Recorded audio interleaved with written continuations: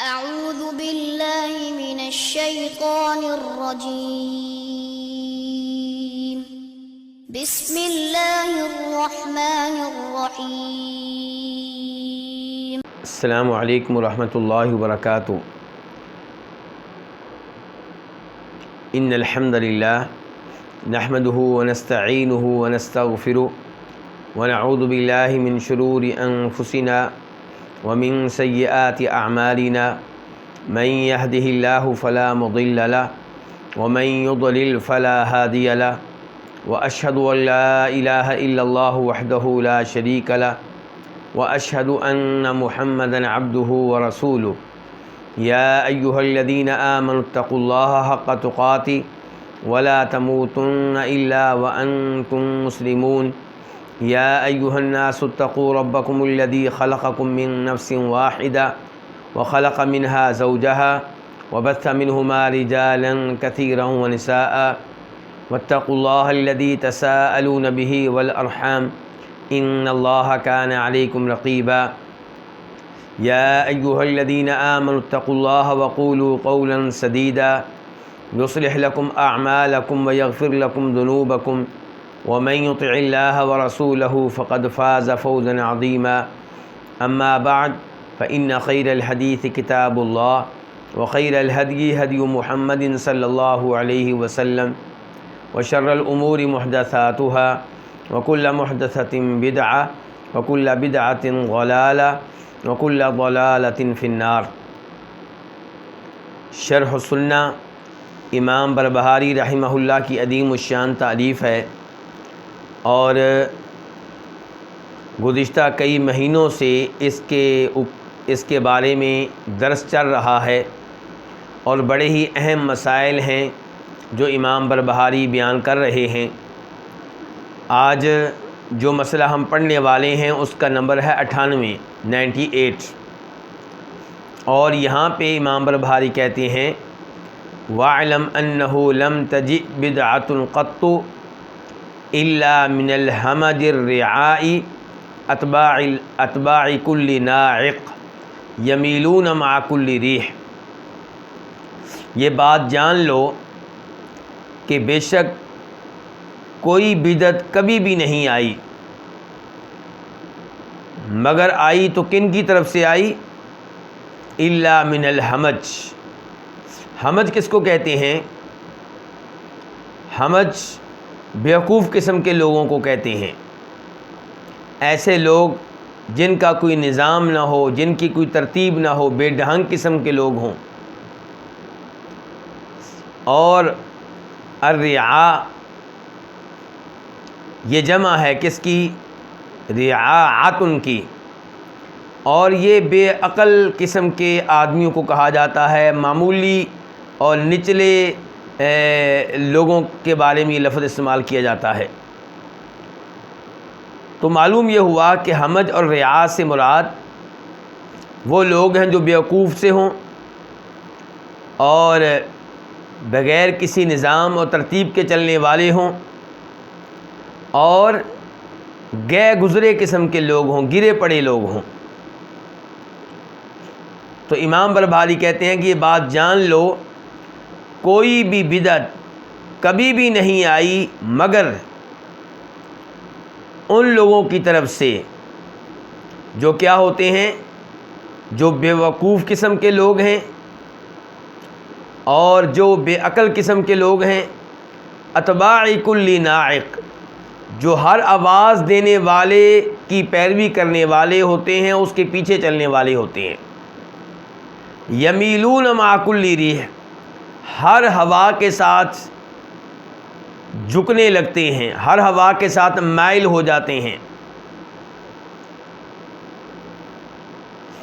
یہ جو لفظ استعمال کیا ہے امام بربہاری نے، ناعق، جس کا معنی ہے آواز دینے والا، اور ویسے یہ لفظ بولا جاتا ہے اس آدمی پہ جو جانوروں کو آواز دے، جیسے کہ چرواہا ہوتا ہے، جانوروں کو بلاتا ہے، انہیں آواز دیتا ہے۔ اور اللہ رب العزت یہیں سے قرآن حکیم میں ارشاد فرماتے ہیں، سورہ بقرہ آیت نمبر 171 171، وَمَثَلُ الَّذِينَ كَفَرُوا کمثل الذی ینعق بما لا يسمع الا دعاء ونداء صم بکم عمی فہم لا یعقلون، کہ کافروں کی مثال اس شخص کی مثال کی طرح ہے جو آواز دیتا ہے ان جانوروں کو جو اس کی گفتگو نہیں سنتے، بس آواز سنتے ہیں، ایک پکار وہ سنتے ہیں۔ بہرے ہیں، گونگے ہیں یہ کافر، اور اندھے ہیں، یہ حق کی جانب رجوع نہیں کریں گے، یہ حق پہ غور و فکر نہیں کریں گے۔ تو یہاں پہ اللہ رب العزت نے یہ بیان کیا ہے کہ کافر،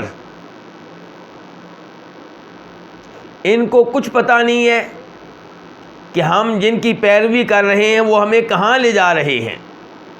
جیسے وہ جانور جن کو چرواہا آواز دیتا ہے اس کے پیچھے چل پڑتے ہیں، انہیں نہیں شعور ہوتا کہ چرواہا ہمیں کہاں لے کر جائے گا، کسی پانی پہ لے کر جائے گا پانی پینے کے لیے، یا کسی گھاس کی جانب لے کر جائے گا، یا ممکن ہے کسی ایسی جگہ لے کر چلا جائے جہاں ان کو ذبح کیا جائے گا۔ انجام کیا ہوگا، وہ کدھر لے کر جا رہا ہے، اس بات کا انہیں کوئی شعور نہیں ہوتا۔ کن کو؟ جانوروں کو، بکریوں کو، بھیڑوں کو۔ تو اللہ تعالی نے قرآن حکیم میں بیان کیا ہے کافر بھی اسی طرح ہیں، اپنے لیڈروں کے پیچھے چل پڑتے ہیں، غور و فکر نہیں کرتے، جدھر وہ لگا دیں ادھر لگ جاتے ہیں، جدھر وہ چلا دیں ادھر چل پڑتے ہیں۔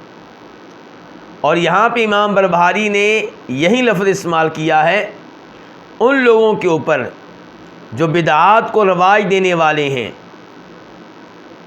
کہ یہ لوگ جو ہیں ہر آواز دینے والے کی آواز کے پیچھے چل پڑتے ہیں۔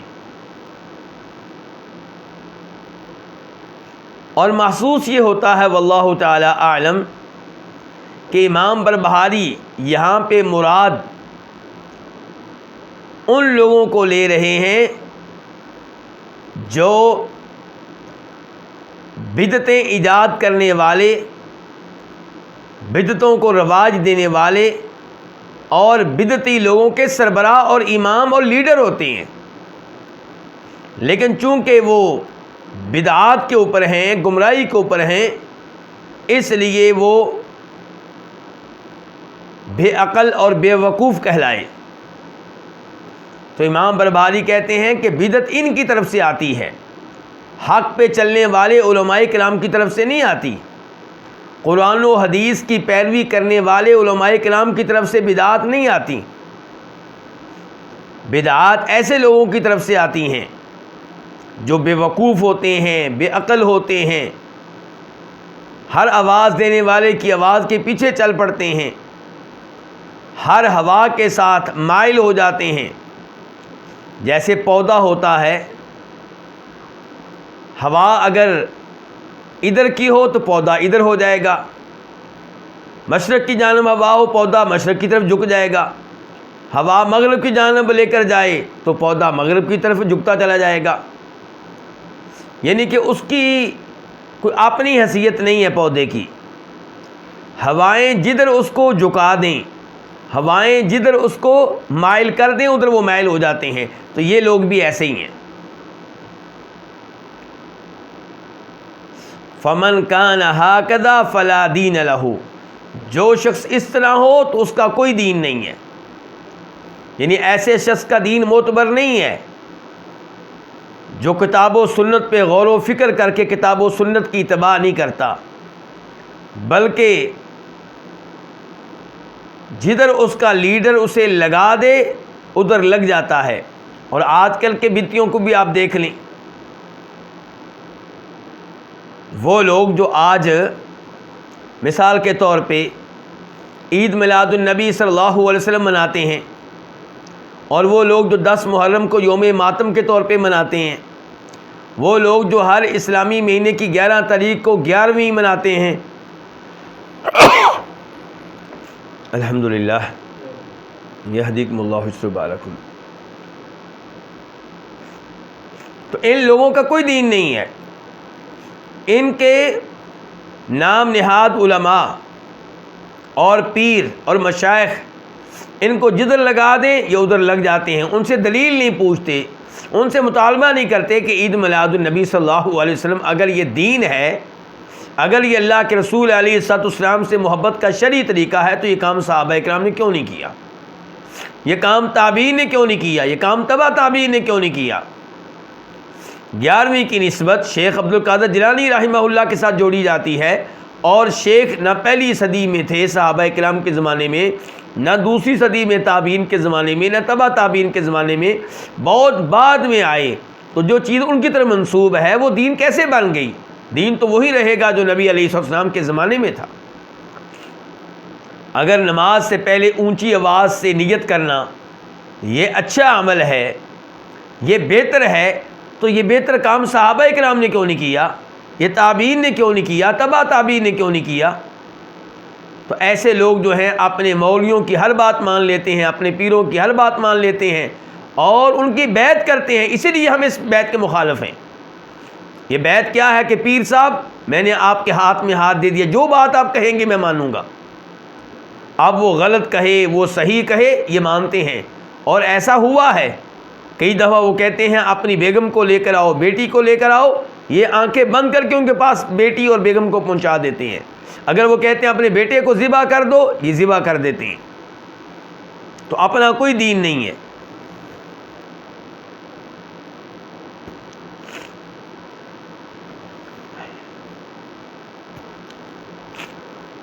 اللہ تعالیٰ فرماتے ہیں فَمَا اخْتَلَفُوا إِلَّا مِن بَعْدِ مَا جَاءَهُمُ الْعِلْمُ بَغْيًا بَيْنَهُمْ، یہ سورہ جاسیہ آیت نمبر 17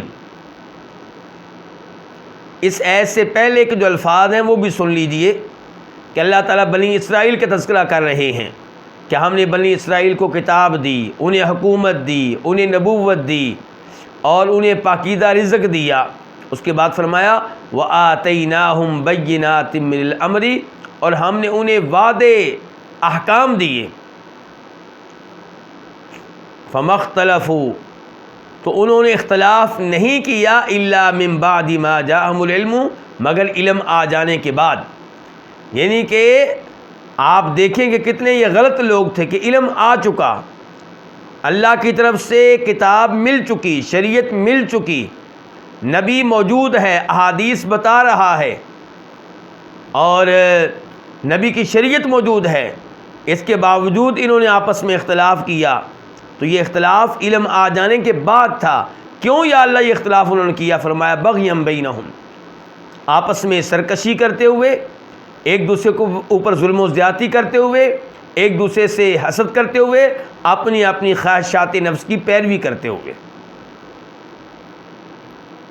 اور اللہ تعالی نے فرمایا وَمَا تَفَرَّقُوا إِلَّا مِن بَعْدِ مَا جَاءَهُمُ الْعِلْمُ بَغْيًا بَيْنَهُمْ، یہ سورہ شورى ہے آیت نمبر 14 کہ وہ جدا جدا نہیں ہوئے، وہ فرقوں میں تقسیم نہیں ہوئے مگر علم آ جانے کے بعد۔ یا اللہ کیوں فرقوں میں تقسیم ہو گئے؟ کیوں آپس میں وہ بٹ گئے؟ کیوں وہ فرقہ واریت کا شکار ہو گئے؟ فرمایا بغیم بینہم، ایک دوسرے سے حسد کی وجہ سے، ایک دوسرے سے سرکشی کی وجہ سے، ایک دوسرے کے اوپر ظلم و زیادتی کرتے ہوئے اور اپنی اپنی خواہشات نفس کی پیروی کرتے ہوئے۔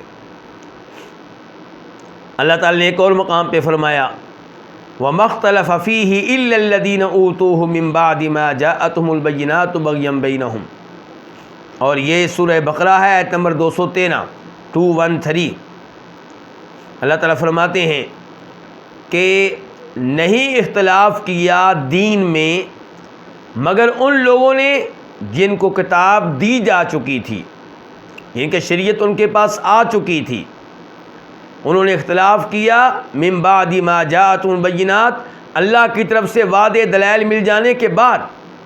کیوں یا اللہ اختلاف کیا؟ بغیم بینہم، فرمایا آپس میں ایک دوسرے کے اوپر ظلم و زیادتی کرتے ہوئے، ایک دوسرے سے حسد کرتے ہوئے، سرکشی کرتے ہوئے، اناد کرتے ہوئے، خواہشات نفس کی پیروی کرتے ہوئے۔ تو یہ کون لوگ ہیں؟ امام بربہاری کہتے ہیں وہم علماء السوء، یہ برے علماء ہیں۔ علماء دو ہوتے ہیں، ایک علماء حق، حق پہ چلنے والے، حق کی دعوت دینے والے، اور ایک علماء سوء، برے علماء کرام، حق پہ عمل نہ کرنے والے، حق کی بجائے بدعات کی طرف دعوت دینے والے، گمراہی کی طرف بلانے والے۔ تو یہ علماء سوء ہیں، برے علماء ہیں۔ اصحاب الطمع والبدع، یہ مال کی لالچ رکھنے والے ہیں اور بدعات کا ارتکاب کرنے والے ہیں، بدعات کی دعوت دینے والے ہیں۔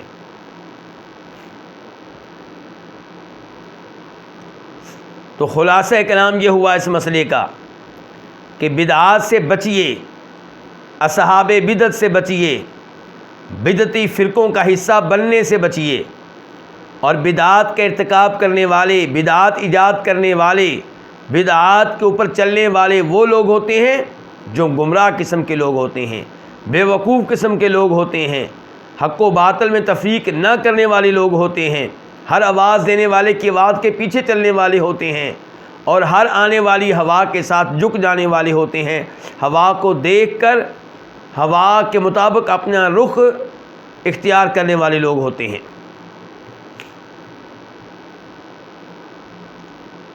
اس کے بعد مسئلہ نمبر 97، 97 معذرت کے ساتھ یہ اس سے پہلا مسئلہ جو تھا وہ 98 تھا، اور اب مسئلہ ہے 99۔ پہلا مسئلہ جو ابھی ہم نے پڑھ لیا ہے وہ 98 تھا، 98، اور اب جو پڑھنے لگے ہیں یہ 99 ہے، 99۔ یہاں پہ امام بربہاری ایک خوشخبری دینے لگے ہیں، کہتے ہیں وَاعْلَمْ أَنَّهُ لَا يَزَالُ النَّاسُ فِي عِصَابَةٍ مِّنْ أَهْلِ الْحَقِّ وَالسُّنَّةِ يَهْدِيهُمُ اللَّهُ وَيَهْدِي بِهِمْ غَيْرَهُمْ وَيُحْيِي بِهِمُ السُّنَنَ، کہ یہ بات جان لیں کہ لوگ ہمیشہ اہل حق اور اہل سنت کی ایک جماعت میں رہیں گے، جن کو اللہ تعالیٰ ہدایت دے گا اور جن کے ذریعے اللہ تعالیٰ ان کے غیر کو بھی ہدایت دے گا، جن کے ذریعے اللہ تعالیٰ سنتوں کو زندہ کرے گا۔ تو امام بربہاری خوشخبری دینا چاہتے ہیں کہ بدعتیں ہی بدعتیں ہیں، لیکن اس کا مطلب یہ نہیں ہے کہ حق بالکل ختم ہو جائے اور اہل حق سارے کے سارے ختم ہو جائیں، پوری دنیا اہل باطل سے بھر جائے، نہیں، ایسا نہیں ہے۔ اللہ ہر زمانے میں اہل حق کے گروہ کو رکھے گا، اہل حق کا گروہ ہمیشہ رہے گا، اہل سنت کا گروہ ہمیشہ رہے گا، اہل حدیث ہمیشہ رہیں گے۔ نبی علیہ الصلوۃ والسلام کی سنتوں پہ چلنے والے، آپ کی حدیث کی پیروی کرنے والے، بدعات سے دور رہنے والے، اندھی تقلید سے دور رہنے والے ہمیشہ رہیں گے، ایک گروہ ہمیشہ رہے گا۔ یہ نہیں ہوگا کہ پورے کا پورا حق ختم ہو جائے، کہیں پہ بھی حق موجود نہ ہو، کہیں پہ بھی حق پہ عمل کرنے والے لوگ موجود نہ ہوں، نہیں، ایسا نہیں ہوگا۔ ہمیشہ اہل حق رہیں گے، یہدیہم اللہ، اللہ تعالیٰ ان کو ہدایت دے گا۔ اور اصابہ کا معنی کیا ہوتا ہے؟ جماعت، گروپ۔ تو امام بربہاری کہہ رہے ہیں کہ یہ بات جان لو کہ انہ لا یزال الناس، ہمیشہ لوگ رہیں گے، فی اصابۃ، ایک جماعت میں، کن کی جماعت؟ من اہل الحق والسنہ، حق پہ چلنے والوں کی، سنت پہ چلنے والوں کی، احادیث پہ چلنے والوں کی، بدعات سے بچنے والوں کی، باطل سے دور رہنے والوں کی۔ اور یہ کیسے لوگ ہوں گے؟ یہدیہم اللہ، ان کو اللہ ہدایت دے گا، وَيَهْدِي بِهِمْ غَيْرَ، اور ان کے ذریعے اللہ ان کے غیروں کو بھی ہدایت دے گا۔ اس کا مطلب یہ خود بھی ہدایت پہ ہوں گے، لیکن ہدایت کو صرف اپنے پاس نہیں رکھیں گے، دوسروں تک ہدایت کو پہنچائیں گے، حق کو پہنچائیں گے، احادیث کو پہنچائیں گے، شریعت جو صحیح معنوں میں ہے اسے پہنچائیں گے، یعنی کہ بدعات کے خلاف کام کریں گے، کفر کے خلاف کام کریں گے، باطل کے خلاف کام کریں گے۔ اور یہی وہ عظیم لوگ ہیں جن کے بارے میں اللہ تعالیٰ کہتے ہیں وَمَنْ أَحْسَنُ قَوْلًا مِّمَّنْ دَعَا إِلَى اللَّهِ، اس سے اچھا کون ہوگا، اس سے بہتر کون ہوگا جو اللہ کی جانب دعوت دے، وَعَمِلَ صَالِحًا، خود بھی نیک اعمال بجا لائے، وقال اننی من المسلمین، اور یہ کہے کہ میں تو مسلمانوں میں سے ایک مسلمان ہوں۔ خود نیک اعمال بجا لائیں، لوگوں کو بھی دعوت دیں اور مسلمان بن کر رہیں، اس سے بہتر کوئی نہیں ہے۔ تو اس سے پتہ چلا میری اور آپ کی ذمہ داری ہے کہ ہم خود بھی بدعات سے بچیں، گناہوں سے بچیں، اور اپنی اولاد، بیگم، رشتہ داروں، پڑوسیوں، دوست احباب کو بھی دعوت دیں، انہیں بھی ہدایت دیں، ان کی بھی رہنمائی کریں، انہیں بھی حق کی طرف بلائیں، ان کے سامنے بھی واضح کریں کہ یہ بدعات غلط ہیں، ان سے بچ جاؤ۔ وَيُحْيِي بِهِمُ السُّنَنَ، اور یہ جو گروہ ہوگا اہل حق کا، اہل سنت کا، اللہ تعالیٰ زندہ کرے گا بہم، ان کے ذریعے، السنن، سنتوں کو، السنن جمع ہے سنت ان کی، یعنی کہ نبی علیہ السلام کی سنتیں اللہ تعالیٰ ان کے ذریعے زندہ کرے گا۔ اس کا مطلب یہ ہے کہ کئی سنتیں کئی علاقوں میں مردہ ہو جائیں گی، اللہ تعالیٰ انہیں پھر زندہ کرتا رہے گا، کن لوگوں کے ذریعے؟ اہل حق کے ذریعے، اہل حدیث کے ذریعے، اہل سنت کے ذریعے۔ فَهُمُ الَّذِينَ وَصَفَهُمُ اللَّهُ مَعَ قِلَّتِهِمْ عِنْدَ الْاخْتِلَافِ فَقَالَ، یہی وہ لوگ ہیں جن کا اللہ نے تذکرہ کیا، جن کے اللہ نے اوصاف بیان کیے،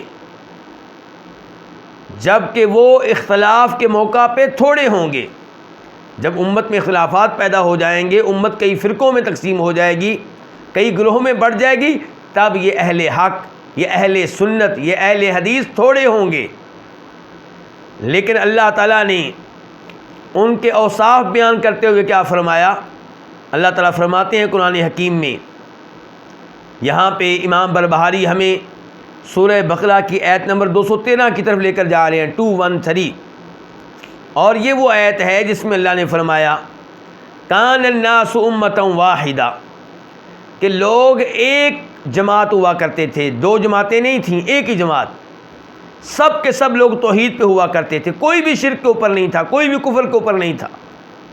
عبداللہ ابن عباس اس آیت کی تفسیر میں فرماتے ہیں، عبداللہ ابن عباس کی اس تفسیر کو امام حاکم نے اور امام طبری نے روایت کیا ہے کہ پہلی 10 صدیاں آدم علیہ السلام سے لے کر نوح علیہ السلام تک لوگ سارے کے سارے توحید پہ تھے، کوئی کفر پہ نہیں تھا، کوئی شرک پہ نہیں تھا۔ اس کے بعد کفر شروع ہوا، اس کے بعد شرک شروع ہوا، اس کے بعد لوگ تقسیم ہوئے۔ تو اللہ تعالیٰ کہتے ہیں کان الناس امۃ واحدہ، لوگ ایک ہی امت تھے۔ فبعث اللہ النبیین مبشرین ومنذرین، تو جب لوگ تقسیم ہوئے، کچھ کفر پہ آ گئے، شرک میں مبتلا ہو گئے، تب اللہ نے نبی بھیجے خوشخبریاں دینے کے لیے ان کو جو نبیوں کی پیروی کریں گے، جو توحید پہ رہیں گے، جو کفر سے بچیں گے، ومنذرین، اور وارننگ دینے والے نبی بھیجے، کن کو وارننگ دیں گے؟ ان کو جو کفر و شرک پہ رہیں گے۔ وَأَنزَلَ مَعَهُمُ الْكِتَابَ بِالْحَقِّ، اللہ نے ان کے ساتھ کتابیں اتاری حق کے ساتھ، لِيَحْكُمَ بَيْنَ النَّاسِ فِي مَا اخْتَلَفُوا فِيهِ، یہ کتابیں اللہ نے کیوں اتاری؟ تاکہ یہ کتابیں لوگوں کے درمیان فیصلہ کریں ان امور میں، ان مسائل میں جن میں اختلاف پیدا ہو چکا تھا۔ وَمَا اخْتَلَفَ فِيهِ إِلَّا الَّذِينَ أُوتُوهُ، اور اختلاف کس نے کیا؟ اختلاف کس نے کیا؟ فرمایا اختلاف کیا ان لوگوں نے جن کو کتاب دی جا چکی تھی۔ اختلاف کیا وعدے دلائل آ جانے کے بعد۔ کیوں اختلاف کیا؟ بغیم بینہم، آپس میں سرکشی کرتے ہوئے، ایک دوسرے سے حسد کرتے ہوئے، ایک دوسرے پہ ظلم و زیادتی کرتے ہوئے۔ فاستثناہم، اب اللہ نے ان لوگوں کی مذمت بیان کی ہے جن کے پاس کتاب آ چکی، وعدے دلائل آ چکے، پھر بھی اختلافات کا شکار ہوئے۔ اللہ نے ان کی مذمت بیان کرنے کے بعد فاستثناہم، اہل حق کو ان سے مستثنا کر دیا، ان سے خارج کر دیا۔ اہل حق کی اللہ نے مذمت نہیں کی۔ فقال، چنانچہ اللہ تعالی نے کہا فہد اللہ الذین آمنوا لما اختلفوا فیہ من الحق بإذنہ، تو اس موقع پہ اللہ تعالیٰ نے ہدایت دی ان لوگوں کو جو ایمان لائے۔ اس سے پتہ چلا صحیح معنوں میں ایمان لائیں تو اللہ آپ کو ہدایت دے گا۔ آپ کا اللہ پہ پختہ یقین ہو، اس کے وجود پہ، اور اس بات پہ کہ عبادت کا حقدار صرف وہ ہے، اس کے علاوہ کوئی نہیں ہے، آپ کا یقین ہو کہ رب وہ ہے، مشکل کشا وہ ہے، حاجت روا وہ ہے، غوث اعظم وہ ہے، تمام امور کی تدبیر کرنے والا وہ ہے، موت و حیات کا مالک وہی ہے۔ آپ فرشتوں پہ صحیح معنوں میں ایمان رکھتے ہوں، آسمانی کتابوں پہ ایمان رکھتے ہوں، قرآن کی ایک ایک آیت پہ ایمان رکھتے ہوں، آخرت پہ صحیح معنوں میں ایمان رکھتے ہوں، عذاب قبر پہ ایمان رکھتے ہوں، جنت جہنم پہ ایمان رکھتے ہوں، ترازو پہ ایمان رکھتے ہوں، حوض پہ ایمان رکھتے ہوں، تمام ان چیزوں پہ ایمان ہو جن پہ ایمان لانا واجب ہے، تو اللہ آپ کو ہدایت دے گا۔ کیونکہ اللہ تعالیٰ یہاں پہ کہہ رہے ہیں فَهَدَى اللَّهُ الَّذِينَ آمَنُوا، اللہ نے ہدایت دی ان لوگوں کو جو ایمان لے کر آئے، لِمَا اخْتَلَفُوا فِيهِ مِنَ الْحَقِّ، کس جانب ہدایت دی اللہ نے ان کو، کس جانب رہنمائی کی اللہ نے ان کی، اس حق کی جانب جس حق میں وہ اختلاف کر رہے تھے، جس حق میں اختلاف پیدا ہو چکا تھا، کئی اس حق کو قبول کر رہے تھے، کئی اس کا انکار کر رہے تھے، اللہ نے ایمان والوں کو اس حق پہ لگایا، انہیں اس حق پہ چلایا، وہ حق اللہ نے ان کو دکھایا۔ واللہ یہدی من یشاء الی صراط مستقیم، اور اللہ جسے چاہتا ہے صراط مستقیم کی طرف ان کی رہنمائی کرتا ہے، صراط مستقیم پہ ان کو لگا دیتا ہے، صراط مستقیم پہ ان کو چلا دیتا ہے۔ تو اللہ تعالیٰ نے یہاں اختلاف کرنے والوں کا تذکرہ کیا، باطل پہ چلنے والوں کا تذکرہ کیا، اور بتا دیا لیکن ایسے لوگ بھی رہے، ہر قوم میں رہے، ہر امت میں رہے، جن کو اللہ نے ہدایت دیے رکھی، جن کو اللہ نے اختلافات کے موقع پہ بھی حق پہ چلائے رکھا، اور آخر میں اللہ نے بتایا کہ یہ ہدایت میری ہے، میں جس کو چاہتا ہوں اس ہدایت سے نوازتا ہوں۔ اس کے بعد امام بربہاری اب حدیث سے دلیل دیں گے کہ ہر زمانے میں ایک گروہ حق پہ رہے گا۔ چنانچہ کہتے ہیں وقال رسول اللہ صلی اللہ علیہ وسلم، اور فرمایا رسول اللہ صلی اللہ علیہ وسلم نے، لا تزال عصابۃ من امتی ظاہرین علی الحق لا یضرهم من خذلهم حتی یأتی امر اللہ، کہ میری امت کا ایک گروہ، عصابہ کا معنی کیا ہے؟ جماعت، گروہ، میری امت کی ایک جماعت، میری امت کا ایک گروہ حق پہ غالب رہے گا، حق پہ رہے گا اور غالب رہے گا، لا یضرهم من خذلهم، جو ان کو بے یار و مددگار چھوڑ دیں گے وہ انہیں نقصان نہیں پہنچا سکیں گے، حتی یأتی امر اللہ، یہاں تک کہ اللہ تعالیٰ کا امر آ جائے، اللہ کا حکم آ جائے۔ یہ حدیث کہاں پہ آئی ہے اور اس گروہ سے مراد کون لوگ ہیں، یہ وضاحت آگے چل کے کروں گا۔ فی الحال یہ بتا دوں کہ اس حدیث کو روایت کرنے والے بہت سے صحابہ کرام ہیں اور بہت سے امام ہیں۔ مثال کے طور پہ اس حدیث کو روایت کیا امام مسلم نے، اور حدیث کا نمبر ہے 1924 1924، اور راوی ہیں جناب عقبہ بن عامر رضی اللہ تعالی عنہ۔ پھر اس حدیث کو روایت کیا ہے جناب امام بخاری نے، اور نمبر ہے 3640 3640، اور امام مسلم بھی، اور نمبر ہے 1921 1921، اور صحابی ہے مغیرہ بن شعبہ رضی اللہ تعالی عنہ۔ تیسرے نمبر پہ مسلم شریف، نمبر ہے حدیث کا 1920 1920، اور راوی ہیں جناب ثوبان رضی اللہ تعالی عنہ۔ چوتھے نمبر پہ مسلم شریف، نمبر ہے 1922 1922، اور راوی ہیں جناب جابر بن سمرہ رضی اللہ تعالی عنہ۔ اور پانچویں نمبر پہ بخاری شریف، اور نمبر ہے 7460 7460، اور مسلم شریف، اور نمبر ہے 1037 1037، اور راوی ہیں جناب معاویہ بن ابو سفیان رضی اللہ تعالی عنہما۔ اور آخر میں پھر مسلم شریف، اور نمبر ہے 1925 1925، اور راوی ہیں جناب سعد بن ابی وقاص رضی اللہ تعالی عنہ۔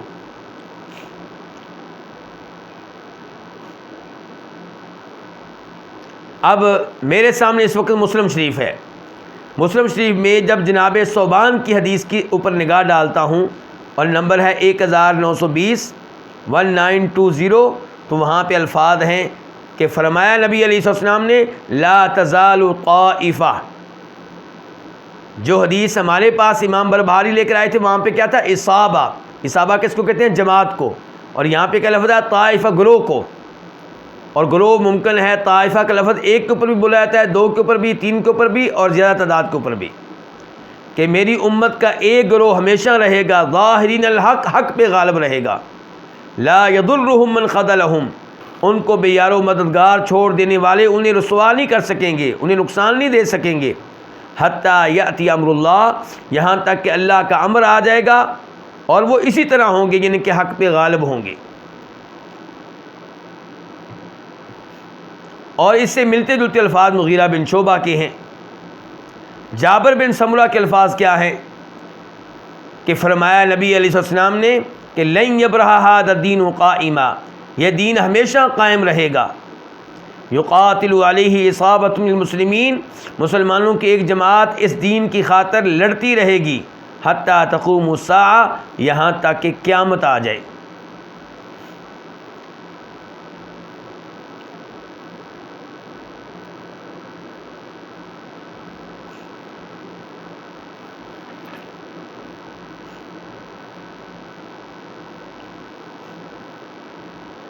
اور امیر معاویہ رضی اللہ عنہ جب اس حدیث کو روایت کرتے ہیں نبی علیہ الصلوۃ والسلام سے، تو کہتے ہیں کہ آپ علیہ الصلوۃ والسلام نے ارشاد فرمایا من یرید اللہ بخیرا یفقہہ فی الدین، جس کے ساتھ اللہ تعالیٰ خیر کا ارادہ کرے، جس کے ساتھ اللہ بلائی کا ارادہ کرے، جس کو اللہ نوازنا چاہے، اللہ تعالیٰ اس کو کیا دیتے ہیں؟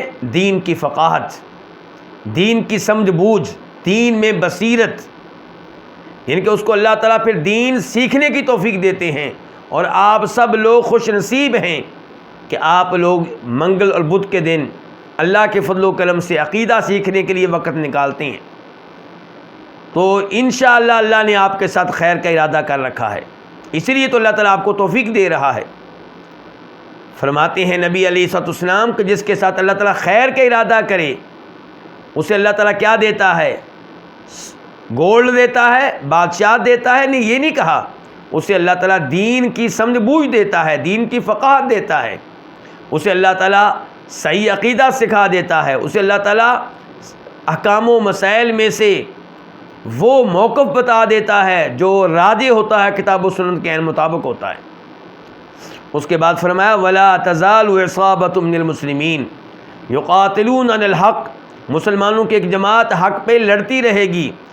ظاہرین علی من نأواہم، اور یہ ان پہ غالب رہیں گے جو ان کی مخالفت کریں گے. کب تک؟ الی یوم القیامہ، یہ گروہ قیامت تک رہے گا. تو کیا واقعی اہل حق قیامت تک رہیں گے؟ جو حدیث ہماری کتاب میں تھی، امام بربہاری کی کتاب میں، اس میں تھا حتیٰ یأتی امر اللہ، کہ یہ گروہ رہے گا یہاں تک کہ اللہ کا امر آ جائے، اللہ کا حکم آ جائے. اور یہ حدیث ابھی پڑھی ہے جناب امیر معاویہ کی، اس میں آیا قیامت تک رہے گا. تو کیا اہل حق واقعی قیامت تک رہیں گے؟ جواب یہ ہے کہ اہل حق قیامت تک نہیں رہیں گے، قیامت کے قریب قریب رہیں گے.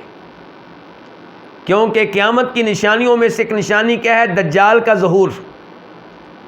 دجال جب آئے گا تو عیسیٰ علیہ السلام اسے قتل کریں گے، اور عیسیٰ علیہ السلام کے ساتھ بہت سے پیروکار ہوں گے، اہل ایمان ہوں گے، اہل حق ہوں گے. پھر یاجوج ماجوج آ جائیں گے، اور عیسیٰ علیہ السلام اہل ایمان کو لے کے پہاڑوں پہ چڑھ جائیں گے. پھر اللہ تعالیٰ یاجوج ماجوج کو ختم کر دے گا. پھر ایک ہوا چلے گی، اور وہ ہوا جو ہے خوشبو کے لحاظ سے کستوری کی طرح ہوگی، اور یہ ہوا ہر مومن بندے کی روح کو قبض کر لے گی. سارے مومن فوت ہو جائیں گے. اب زمین پہ کون رہ جائیں گے؟ صرف بدترین لوگ، برے لوگ. اور ان برے لوگوں پہ قیامت واقع ہوگی. جب قیامت آنی ہے تب کوئی بھی مومن زمین پہ موجود نہیں ہوگا. اور اس کی واضح دلیل وہ حدیث ہے جو مسلم شریف میں آئی ہے، نمبر ہے 1924 1924. راوی ہیں جناب عبداللہ بن عمر بن عاص، کہتے ہیں کہ نبی علیہ الصلوۃ والسلام نے ارشاد فرمایا، کیا ارشاد فرمایا کہ ثم یبعث اللہ ریحا کریح المسک، پھر اللہ تعالیٰ ایک ہوا بھیجے گا جو کستوری کی خوشبو کی طرح ہوگی، مسھا مس الحریر، اور اس کا لمس ریشم کی طرح ہوگا، ملائم.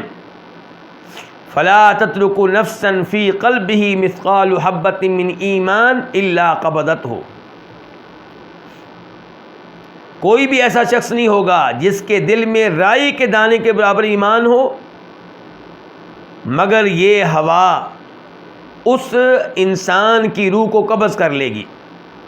ثم یبقى شرار الناس، پھر بدترین لوگ رہ جائیں گے، علیہم تقوم الساعہ، انہی پہ قیامت قائم ہوگی. اور ایک اور حدیث میں آتا ہے کہ جب قیامت آئے گی زمین میں کوئی ایسا نہیں ہوگا جو اللہ اللہ کرنے والا ہو، یعنی کہ اللہ کا نام لینے والا ہو، اللہ کا ذکر کرنے والا ہو، اللہ کا تذکرہ کرنے والا ہو، ایسا کوئی نہیں ہوگا. تو اب اس حدیث کی طرف پھر آ جائیں. امام بربہاری کہتے ہیں کہ فرمایا نبی علیہ الصلوۃ والسلام نے، لا تزال اصابۃ من امتی ظاہرین علی الحق، میری امت کی ایک جماعت ہمیشہ حق پہ قائم رہے گی، لا یضرہم من خذلہم، جو ان کو بے یار و مددگار چھوڑ دے گا وہ انہیں نقصان نہیں پہنچا سکے گا. یہ جماعت کب تک رہے گی؟ حتیٰ یأتی امر اللہ، یہاں تک کہ اللہ تعالیٰ کا امر آ جائے، اللہ کا حکم آ جائے. تو امر سے مراد کیا ہے؟ وہ ہوا جو ہر مومن کی روح کو قبض کر لے گی. اور جن روایات میں آیا کہ حتیٰ کہ قیامت آ جائے، اس سے مراد یہ ہے کہ قیامت کے قریب قریب تک یہ گروہ رہے گا. اب یہ گروہ کون سا ہے؟ امام ترمذی بھی اس حدیث کو اپنی کتاب میں لے کر آئے ہیں جناب ثوبان رضی اللہ عنہ کی روایت سے. اور اس کے بعد کہتے ہیں امام ترمذی کہ میں نے امام محمد بن اسماعیل سے سنا، یعنی کہ امام بخاری سے. امام بخاری امام ترمذی کے استاد ہیں. تو امام ترمذی کہتے ہیں میں نے امام بخاری سے سنا، وہ کہہ رہے تھے میں نے اپنے استاد علی بن مدینی سے سنا.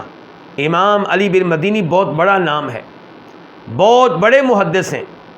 یہ وہ محدث ہیں جن کے بارے میں امام بخاری کہتے ہیں کہ میرے جتنے بھی استاد ہیں ان میں سے کوئی ایسا نہیں ہے جس کے سامنے بیٹھ کر میں نے اپنے آپ کو بہت ہی حقیر جانا ہو، کمتر جانا ہو، سوائے امام علی بن مدینی کے. کہ جب میں ان کے سامنے بیٹھتا تھا تو میں اپنے آپ کو حقیر جانتا تھا. کس وجہ سے؟ علم کی بنیاد پہ، کیونکہ امام علی بن مدینی احادیث کے حافظ اور احادیث میں علل کے ماہر تھے. تو امام بخاری اپنے استاد امام علی بن مدینی کا قول نقل کرتے ہیں کہ امام علی بن مدینی کہا کرتے تھے کہ یہ جو اللہ کے رسول نے کہا ہے کہ میری امت کا ایک گروہ ہمیشہ حق پہ رہے گا، یہ کون ہے؟ وہ کہتے تھے ہم اہل الحدیث. یہ کون ہے؟ اہل حدیث، احادیث پہ عمل کرنے والے، احادیث کو یاد کرنے والے، احادیث کا اہتمام کرنے والے، احادیث کو اپنا اوڑھنا بچھونا بنانے والے، احادیث کو رائے قیاس اور عقل پہ ترجیح دینے والے. اس کا مطلب یہ ہے کہ وہ لوگ جو احادیث کو، صحیح احادیث کو ریجیکٹ کر دیں اپنے امام کے قول کی وجہ سے، اپنے امام کے فتوے کی وجہ سے، اپنے مسلک کی وجہ سے، اپنی عقل کی وجہ سے، اپنی خواہش نفس کی وجہ سے، ایسے لوگ اہل حدیث نہیں ہیں. اہل حدیث وہ ہوتا ہے جس کو جب یقین ہو جائے کہ یہ حدیث صحیح سند سے ثابت ہے، صحیح سند سے ثابت ہے، تو اس کو سینے سے لگا لیتا ہے، پھر وہ پرواہ نہیں کرتا کہ اس کے مخالف کون ہے. امام ترمذی نے امام علی بن مدینی کا یہ قول امام بخاری سے کہاں نقل کیا ہے؟ ترمذی شریف میں حدیث نمبر 2229 کے بعد 2229. اور خود امام بخاری اپنی صحیح بخاری میں حدیث نمبر 7311 7311 سے پہلے کہتے ہیں وہم اہل العلم، اس گروہ سے مراد کون ہے؟ اہل علم۔ جو گروہ ہمیشہ حق پہ رہے گا، گمراہی سے محفوظ رہے گا، وہ کون ہے؟ اہل علم، علم والے۔ کس چیز کا علم رکھنے والے؟ سائنس کا، میڈیکل کا، انجینئرنگ کا، کس چیز کا علم؟ قرآن و سنت کا علم رکھنے والے، قرآن و حدیث کا علم رکھنے والے۔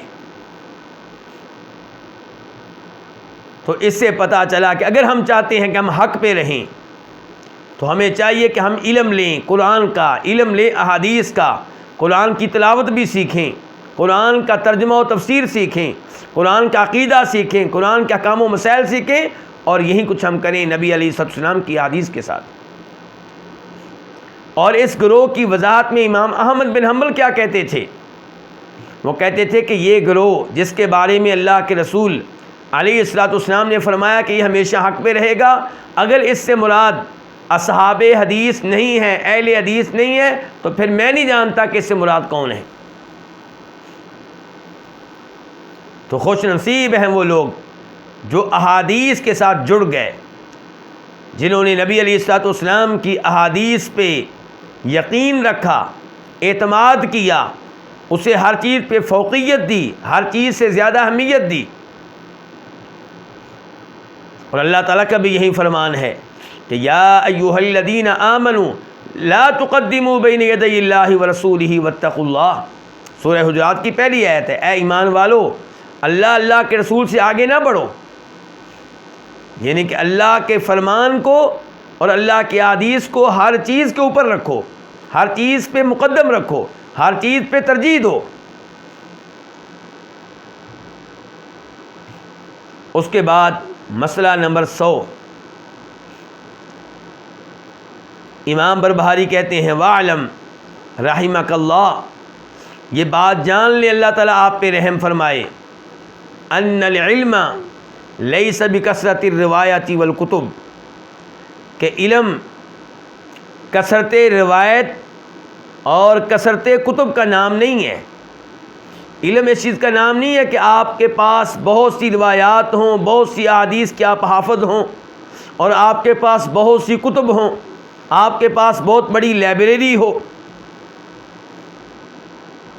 تو پھر علم کس چیز کا نام ہے اگر اس چیز کا نام نہیں ہے؟ تو فرمایا انما العالم من اتبع العلم والسنن، سوائے اس کے نہیں، عالم وہ ہے جو علم کی اتباع کرے، جو علم کی پیروی کرے، جو علم پہ عمل کرے، اور نبی علیہ السلام کی سنتوں پہ، احادیث پہ عمل کرے، ان کی اتباع کرے، یہ ہے عالم۔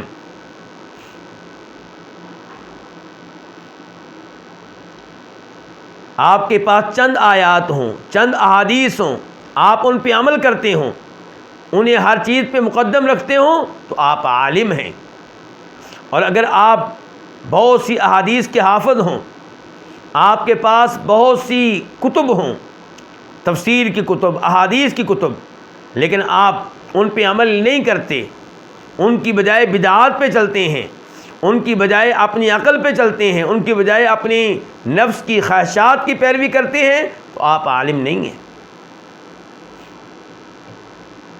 اللہ تعالیٰ فرماتے ہیں سورہ جمعہ میں آیت نمبر 5 میں یہودیوں کا تذکرہ کرتے ہوئے مثل الذین حملوا التوراۃ ثم لم يحملوها كمثل الحمار يحمل اسفارا، ان لوگوں کی مثال جن کو عمل کرنے کے لیے تورات دی گئی لیکن انہوں نے تورات پہ عمل نہیں کیا، ان کی مثال اس گدھے کی طرح ہے جو بڑی بڑی کتابیں اٹھائے ہوئے ہو۔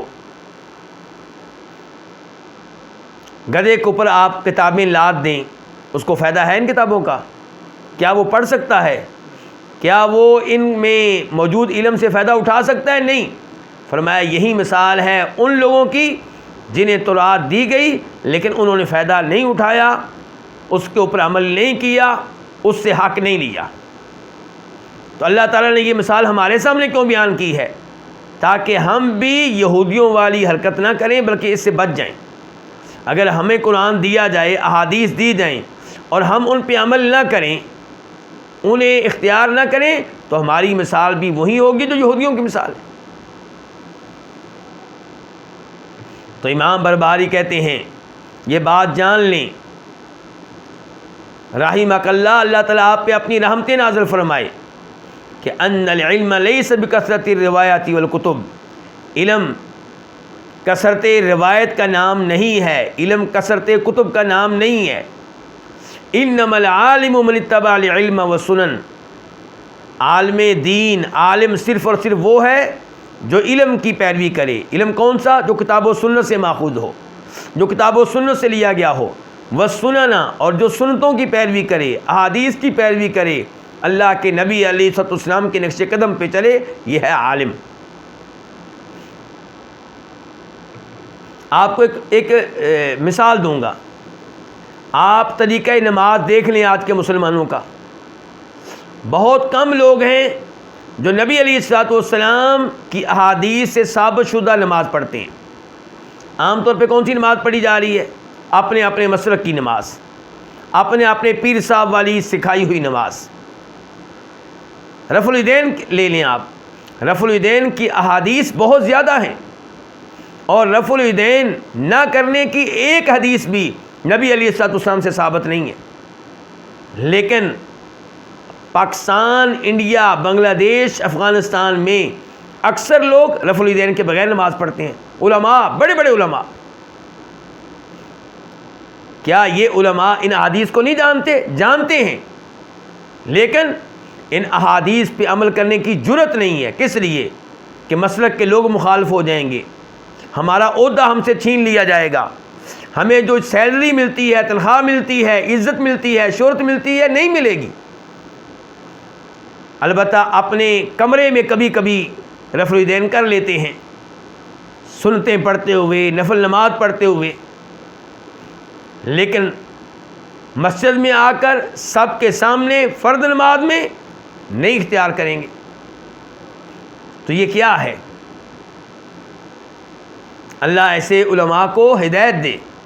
اور کیا یہ علماء نہیں جانتے کہ عید میلاد النبی صلی اللہ علیہ وسلم یہ کام اللہ کے رسول کے زمانے میں نہیں تھا، صحابہ کرام کے زمانے میں نہیں تھا؟ اور کیا ان کو پتہ نہیں ہے کہ نبی علیہ الصلوۃ والسلام نے فرمایا تھا، ترمذی شریف کی حدیث ہے، میری امت 73 فرقوں میں تقسیم ہو جائے گی، سب کے سب جہنم میں جائیں گے سوائے ایک کے، وہ جنت میں جائے گا، وہ جہنم سے محفوظ رہے گا۔ اور جب آپ سے پوچھا گیا یہ کون سا گروہ ہے جو جہنم سے محفوظ رہے گا، فرمایا وہ جو میرے اور میرے صحابہ کرام کے طریقہ کار اور منہج پہ ہوگا۔ اب بتائیے، عید میلاد النبی کا کام جب اللہ کے رسول علیہ السلام نے نہیں کیا، صحابہ کرام نے نہیں کیا، اور حق وہ ہے جس پہ وہ تھے، آپ کیوں کر رہے ہیں کام؟